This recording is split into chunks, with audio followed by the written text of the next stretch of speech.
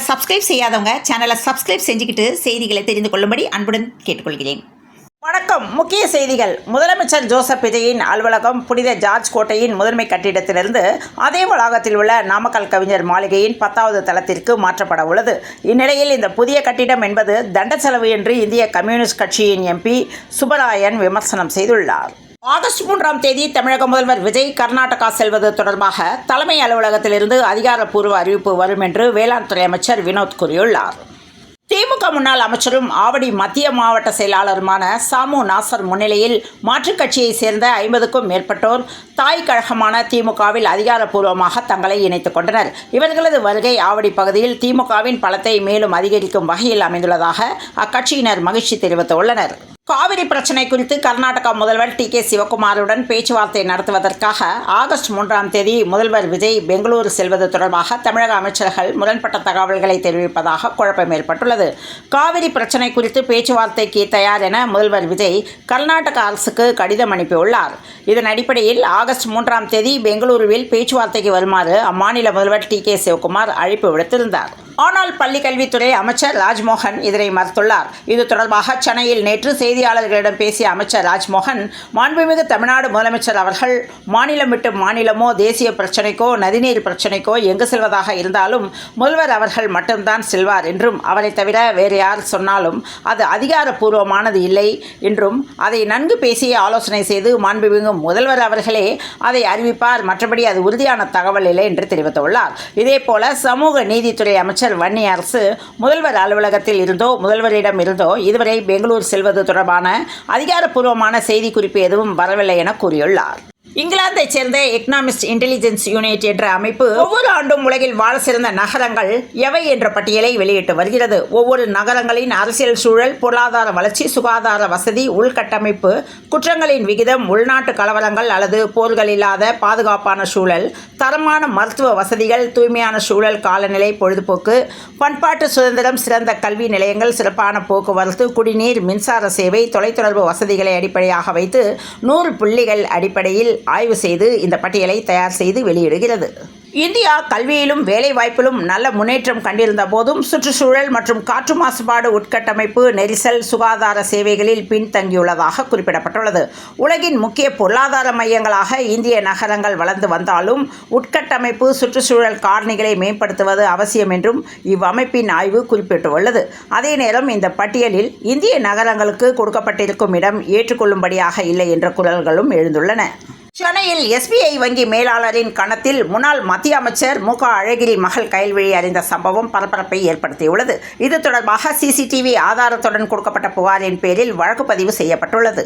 கர்நாடக மாநில அரசியலின் முன்னணி தலைவரும் முன்னாள் முதல்வருமான சித்தராமையா வெளியிட்டுள்ள ஒரு எதிர்பாராத அறிவிப்பு அம்மாநில அரசியல் வட்டாரத்தில் பெரும் பரபரப்பை ஏற்படுத்தியுள்ளது. வரவிருக்கும் நாட்களில் நடைபெறவுள்ள அரசியல் மாற்றங்கள் குறித்து பேசிய அவர், வரும் 2028ஆம் ஆண்டு நடைபெறவுள்ள சட்டமன்ற தேர்தலில் தான் எங்குமே போட்டியிடப் போவதில்லை என்று திட்டவட்டமாக தெரிவித்துள்ளார். டெல்லியில் நீட் சர்ச்சை தொடர்பாக தர்மேந்திர பிரதான் தனது அமைச்சர் பதவியை ராஜினாமா செய்துள்ள நிலையில் பிரகலாத் ஜோஷியை இப்போது கல்வித்துறை அமைச்சராக நியமிக்கப்பட்டுள்ளார். கடும் அரசியல் மற்றும் நிர்வாக நெருக்கடியை சமாளிக்க பிரதமர் நரேந்திர மோடி தனது மிகவும் நம்பிக்கைக்குரிய அமைச்சர்களில் ஒருவரை களமிறக்கியுள்ளார். தாவேகா தலைமையிலான ஆட்சியில் அரசு துறை ஒன்றில் நிலவி வரும் லஞ்ச புகார்கள் மற்றும் அதிகாரிகளின் தன்னிச்சையான போக்கு ஆளும் கூட்டணிக்குள் பெரும் புயலை கிளப்பியுள்ளது. அமைச்சர்களின் பெயர்களை சொல்லியே ஒரு உயர் அதிகாரி கோடி கோடியாக கல்லா கட்டுகிறார் எனவும், கவனிப்பில்லாமல் ஒரு கோப்பு கூட நகர மாட்டேன் என்கிறது என்ற குற்றச்சாட்டு தலைமை செயலக வட்டாரங்களில் எதிரொலித்து வருகிறது. ஆட்சி மாற்றம் ஏற்பட்டு மக்கள் நலத்திட்டங்கள் வேகமெடுக்கும் என்று எதிர்பார்க்கப்பட்ட சூழலில் குறிப்பிட்ட அந்த துறையின் உயர்மட்ட அதிகாரி ஒருவரின் செயல்பாடு ஆளுங்கட்சிக்கும் அதன் கூட்டணி அமைப்புகளுக்கும் பெரும் தலைவலியாக மாறியுள்ளது. துறை ரீதியான பணி மாறுதல்கள், ஒப்பந்த அனுமதிகள், கோப்பு ஒப்புதல்கள் என எதுவாக இருந்தாலும் கேட்கும் தொகையை கொடுத்தால் மட்டுமே கையெழுத்து விழும் என்ற நிலை நிலவுவதாக கூறப்படுகிறது. தங்கள் கட்சி பரிந்துரைந்த கோப்பிற்கே இந்த கதி என்றால் அரசு நிர்வாகத்தின் மீதான நம்பிக்கை என்னவாகும் என்று ஆத்திரமடைந்த கூட்டணி கட்சி முக்கிய புள்ளிகள் இனி பொறுப்பு சரியல்ல என்று முடிவெடுத்துள்ளனர். அந்த அதிகாரியின் லஞ்சப்பட்டியல் மற்றும் அமைச்சரின் உத்தரவை அவர் அலட்சியப்படுத்திய ஆதாரங்களுடன் தாவேகாவின் தலைமை நிலைய உயர்மட்ட குழுவிடம் முறைப்படி புகார் அளித்துள்ளனர். முதலமைச்சரின் நேர்மையான நிர்வாகத்திற்கு இந்த மாதிரி அதிகாரிகள் பெரும் அச்சுறுத்தலாக இருக்கின்றனர். உடனடியாக இவர்கள் மீது கடும் நடவடிக்கை எடுக்கப்பட வேண்டும் என்று அந்த புகாரில் கூட்டணி தலைவர்கள் அழுத்தம் திருத்தமாக வலியுறுத்தியுள்ளனர். விருதுநகரில் அதிமுகவிலிருந்து வெளியே சென்றவர்கள் வீணாகி கொண்டிருக்கிறார்கள் எனவும் தங்களை வளர்த்துவிட்ட அதிமுகவை தூக்கி எறிந்தவர்களுக்கு தாவேகாவை தூக்கி எறிய எவ்வளவு நேரமாகும் எனவே தாவேகா விழிப்போடு இருக்க வேண்டும் என அதிமுக முன்னாள் அமைச்சர் KD ராஜேந்திர பாலாஜி கூறியுள்ளார். விஜய்க்கு செம ஷாக். 10 நாளில் வந்தவர்களுக்கு பதவி. தாவேகாவிலிருந்து கூண்டோடு விலகல். திமுகவில் ஐக்கியம். பிற கட்சிகளிலிருந்து பலரும் தமிழக வெற்றி கழகத்தில் இணைய ஆர்வம் காட்டி வரும் வேளையில் அக்கட்சியை சேர்ந்த நிர்வாகிகள் சிலர் திடீரென திமுகவில் இணைந்துள்ளது அரசியல் களத்தில் பரபரப்பை ஏற்படுத்தியுள்ளது. சென்னையில் நடைபெற்ற நிகழ்ச்சியில் முன்னாள் அமைச்சர் மா. சுப்பிரமணியன் முன்னிலையில் தங்களை திமுகவில் இணைத்துக் கொண்ட அவர்கள் பின்னர் செய்தியாளர்களிடம் பேசுகையில் 10 நாட்களுக்கு முன்பு கட்சியில் சேர்ந்த புதியவர்களுக்கு உயர் பதவிகள் வழங்கப்படுகின்றன. ஆனால் ஆரம்பத்தில் உழைக்கும் எங்களை போன்றவர்களை கண்டுகொள்வதில்லை என தங்களது ஆதங்கத்தையும் அதிருப்தியையும் வெளிப்படுத்தியுள்ளனர். இந்த நிகழ்வு தாவேகாவின் உட்கட்சி நிர்வாக கட்டமைப்பு மற்றும் நிர்வாகிகளின் மனக்குறைகள் குறித்த புதிய விவாதத்தை ஏற்படுத்தியுள்ளது.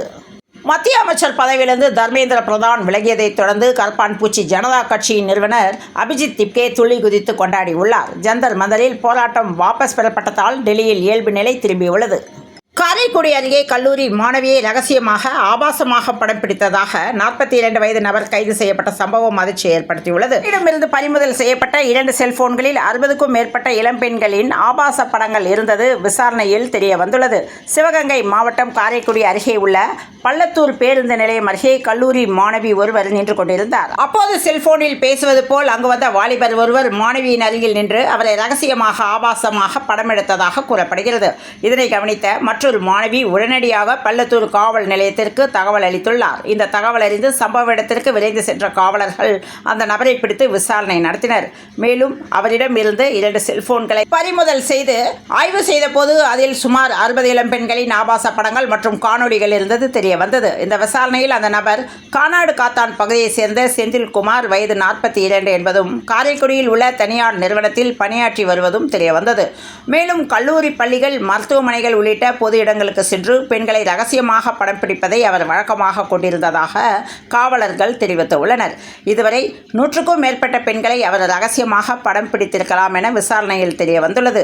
செந்தில்குமாரின் செயல்களை அறிந்த அவரது மனைவி அவரை கண்டித்ததாக கூறப்படுகிறது. எனினும் அவர் தனது நடவடிக்கைகளை கைவிடாததால் மனமுடைந்த மனைவி விஷம் குடித்து தற்கொலைக்கு முயன்றதாகவும் பின்னர் செந்தில்குமாரை விட்டு பிரிந்து தனது தாயார் வீட்டிற்கு சென்று விட்டதாகவும் தெரிய வந்துள்ளது.